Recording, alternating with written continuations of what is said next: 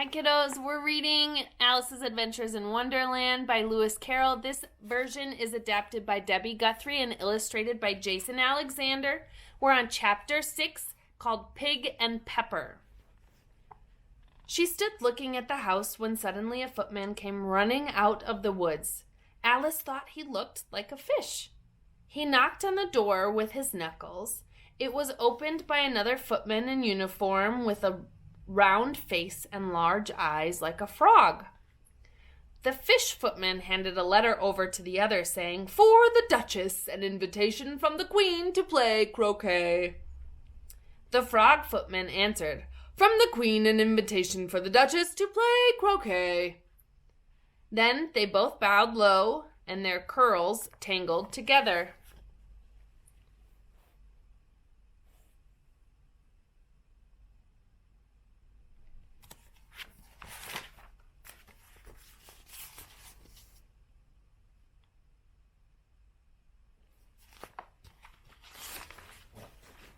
Alice laughed so much at this that she had to run back into the woods for fear of their hearing her. When she peeped out, the fish footman was gone and the other was sitting on the ground near the door. He was staring up into the sky. Alice went up to the door and knocked. "There's no use in knocking," said the footman, "because I'm on the same side of the door as you are, and they're probably making so much noise inside no one could possibly hear you." The noises coming from inside were very loud. There was a constant howling and sneezing, and every now and then a great crash, as if a dish or kettle had been broken to pieces. "Please then," said Alice, "how am I to get in?" "I shall sit here," the footman remarked, paying no attention to Alice, "till tomorrow." The door of the house opened, and a large plate came flying out straight at the footman's head. It almost hit his nose. It broke into a million pieces against one of the trees behind him. "Or next day, maybe," the footman continued, as if nothing had happened.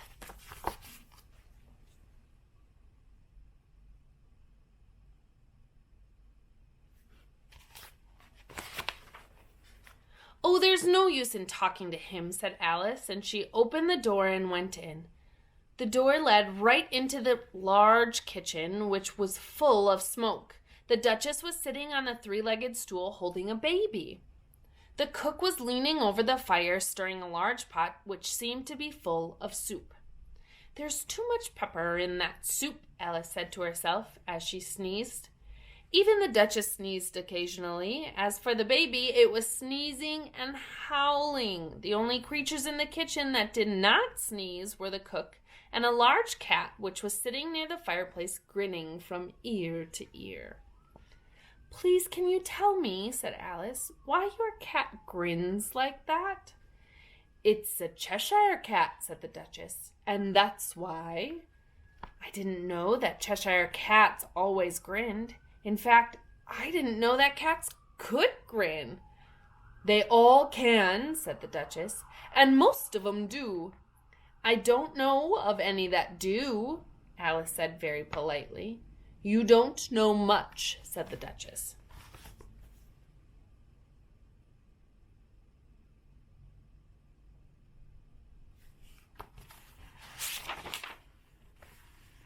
Alice did not at all like what the Duchess said and decided she better change the subject. Suddenly, the cook took the pot of soup off the fire and at once started throwing everything within her reach at the Duchess and the baby. The Duchess didn't seem to notice, even when a plate hit her. The baby was crying so much already that it was impossible to know if it was hurt or not.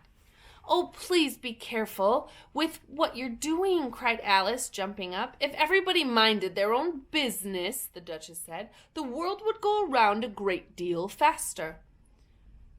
"Which would not be very good at all," said Alice, who was showing off a little of her knowledge. "Just think what a mess that would make, having shorter days and nights. You see, the earth takes 24 hours to turn around on its axis." "Oh, don't bother me," said the Duchess. "I never did like mathematicians." And she began rocking her child again, singing a sort of lullaby to it, giving it a bounce at the end of every line.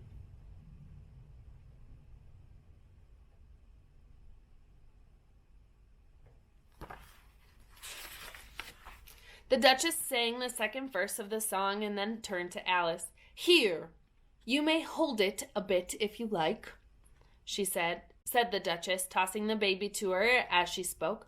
"I must go and get ready to play croquet with the Queen." And she hurried out of the room. The cook threw a frying pan after her as she went out, but it just missed her. Alice caught the baby with some difficulty. Its arms and legs went in all directions. The poor little thing was snorting like a steam engine when she caught it, and kept curling and uncurling itself out again. Soon she was able to properly hold it, and she carried it outside. "If I don't take this child away," thought Alice, "they're sure to hurt it." She said the words out loud, and the little thing grunted in reply. "Don't grunt," said Alice. "It's not good manners." The baby grunted again, and Alice looked into its face to see what was the matter with it. It had a very turned-up nose, much more like a snout than a real nose, and its eyes were getting extremely small for a baby. Alice did not like the look of the thing at all. "If you're going to turn into a pig," said Alice,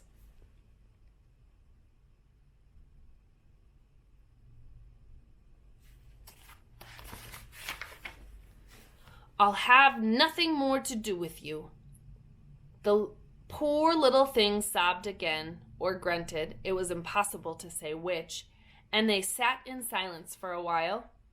Alice was thinking to herself, "What am I going to do with this creature when I get home?" When it grunted again so loudly that she looked down into its face in surprise, this time there could be no mistake about it. It was a pig, and she thought it was silly for her to carry it any more.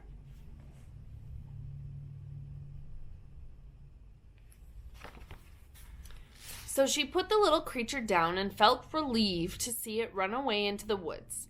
If it had grown up, she said to herself, it would have made an ugly child, but it makes rather a handsome pig, I think. Alice began to think about pigs and such, and hardly noticed that she had wandered back into the woods. She was a little surprised to see the Cheshire Cat sitting on a branch of a tree just a few yards away. The cat grinned when it saw Alice. It looked friendly, but it had long claws and many teeth, so Alice felt it needed to be treated with respect. "Cheshire Puss," she began, rather carefully. She wasn't sure whether it would like the name. It grinned a little wider. "Would you tell me, please, which way to go from here?" "That depends on where you want to go," said the cat. "I don't much care where," said Alice. "Then it doesn't matter which way you walk," said the cat. "So long as I get somewhere," Alice added. "Oh, you're sure to do that," said the cat, "if you only walk long enough."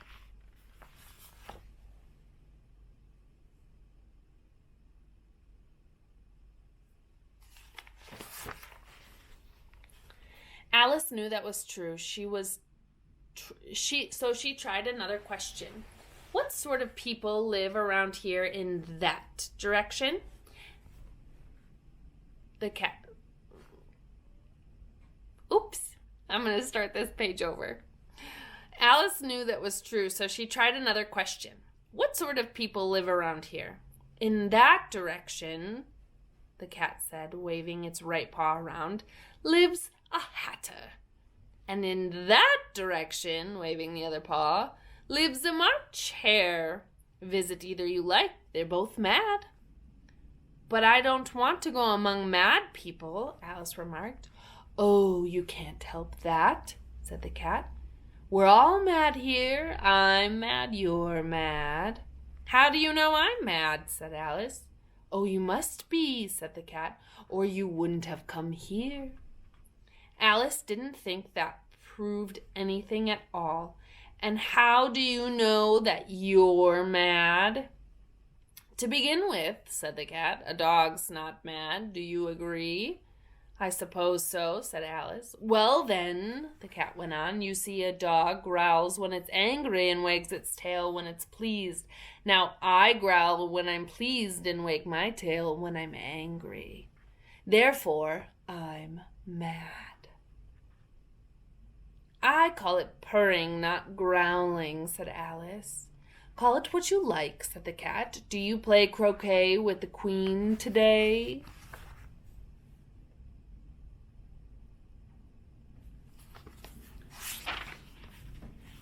I would like to very much, said Alice, but I haven't been invited yet. You'll see me there, said the cat, and then it vanished. Alice was not surprised at this. She was getting used to strange things happening. While she was looking at the place where the cat had been, it suddenly appeared again. By the way, what became of the baby? Said the cat. I'd nearly forgotten to ask. It turned into a pig, Alice quietly said.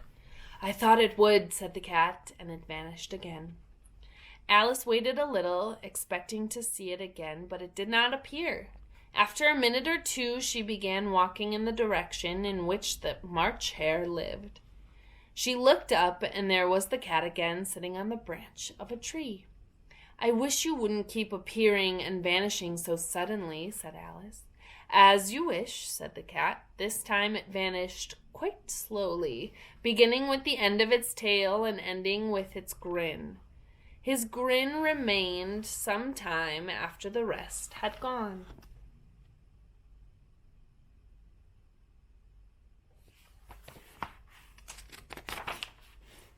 Well, I've often seen a cat without a grin, thought Alice, but a grin without a cat, it's the most curious thing I ever saw in my life.